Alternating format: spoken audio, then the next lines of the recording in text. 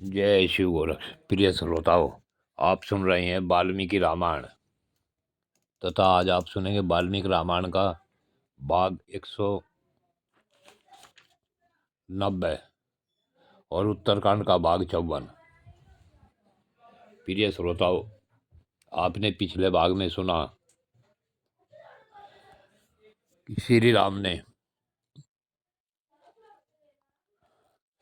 Love और कुश को उनका उत्तराधिकारी राज्य देकर उसके पश्चात वहाँ भाई शत्रुघ्न तथा वानरराज सुग्रीव और विभीषण सभी वहाँ अयोध्या नगरी में आ गए। सबको भगवान श्री राम ने वरदान दिए तथा विभीषण और हनुमान जी को जब तक संसार में राम कथा चलती रहेगी तब तक के लिए श्री राम ने उन्हें जिंदा रहने की अनुमति दी और सुग्रीव आदि वानरों और राक्षसों को साथ लेकर परम धाम की तैयारी करी। इससे आगे की कथा आज इस भाग 190 में सुने।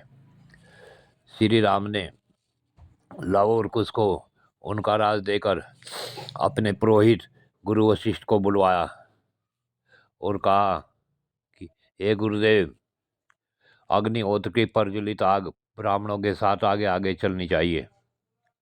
इस प्रकार श्री राम की बात सुन वशिष्ठ मुनि ने महाप्रस्थान काल के उचित समय समस्त धार्मिक क्रियाओं का विधि पूर्वक पूर्णतः अनुष्ठान किया।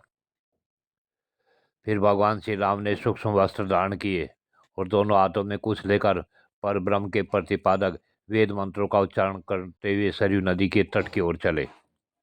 उस समय वे वेद पाठ के सिवा कहीं किसी से कोई बात नहीं कर रहे थे। नाना प्रकार के बाण, विशाल एवं उत्तम धनुष तथा दूसरे दूसरे अस्त्र सभी पुरुष शरीर धारण करके भगवान के साथ चले। भरत और शत्रुघ्न अंतपुर की स्त्रियों के साथ अपने आश्रय स्वरूप भगवान श्री राम के अग्निहोत्र के साथ पीछे पीछे चल रहे थे।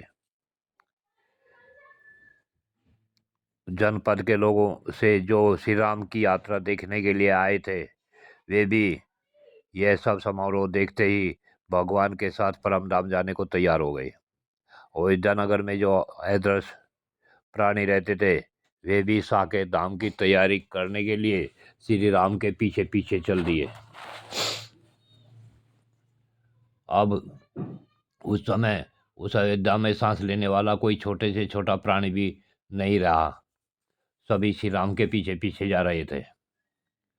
अयोध्या से 1.5 योजन दूर रघुकुल नंदन भगवान श्री राम पश्चिम मुख हो निकट प्राप्त हुई पुष्प ललिता सरयू का दर्शन किया। सब और फिरकर रघुनंदन राजा श्री राम प्रजाजनों के साथ एक स्थान पर आए। उसी समय लोक पिता में ब्रह्मा जी संपूर्ण देवताओं और ऋषि मुनियों से घिरे हुए उस स्थान पर आ पहुंचे और श्री रघुनाथ जी की परम धाम पधारने के लिए उपस्थित थे। तब ब्रह्मा जी आकाश से ही बोले, श्री विष्णु स्वरूप रघुनाथ, आइए, आपका कल्याण हो। हमारा बड़ा सौभाग्य है कि आप अपने परम धाम को पधार रहे हैं। पिता में ब्रह्मा जी की यह बात सुनकर परम बुद्धिमान श्री रघुनाथ जी ने कुछ निश्चय करके भाइयों के साथ शरीर सहित अपने चेतन तेज में प्रवेश किया। तत्पश्चात विष्णु रूप में विराजमान महातेजस्वी श्री राम ब्रह्मा जी से बोले, उत्तम व्रत का पालन करने वाले पिता में इस संपूर्ण जन समुदाय को भी आप उत्तम लोक प्रदान करें। सब लोग इस नेवश मेरे पीछे आए हैं। ये सब के सब यशस्वी और मेरे भक्त है। इन्होंने मेरे लिए अपने लौकिक सुखों का परित्याग कर दिया है, तो ये सर्वथा मेरे अनुग्रह के पात्र है। भगवान विष्णु का यह वचन सुन लोग गुरु भगवान ब्रह्मा जी बोले, भगवान, यहाँ आए हुए ये सब लोग संतानक नामक लोकों में जाएंगे। पशु पक्षियों से आपका ही भक्ति भाव से चिंतन करता हुआ प्राणों का परित्याग जो भी करेगा वह भी संतानक लोकों में ही निवास करेगा। यह संतानक लोक ब्रह्मलोक से कई निकट है, साकेत धाम का ही अंग है। वह ब्रह्मा के सत्संकल्प वत आदि सभी उत्तम गुणों से युक्त है। उसी में ये आपके भक्तजन निवास करेंगे। जिन वानरों रीछों की देवताओं से उत्पत्ति हुई थी, वे अपनी अपनी योनि में ही मिल गए।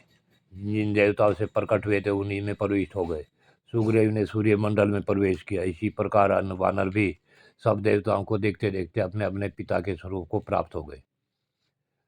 प्रिय श्रोताओं, भगवान श्री राम यमुना की धार में अपने शरीर को त्याग कर विष्णु लोक को प्राप्त हुए। यह भगवान वाल्मीकि द्वारा रची हुई रामायण आपको आज पूर्ण सुना दी। कृपा आप सभी इस रामायण खंड को पूरी के पूरी को एक बार, दो बार, जब जब भी आपको समय मिले, इसके जितने भाग हैं उन सभी भागों को देखते रहें। आपका कल्याण होगा। इस कथा को पढ़ने से, सुनने से आर्थिक, मानसिक तथा आध्यात्मिक लाभ प्राप्त होगा। जय शिव गोरक्ष।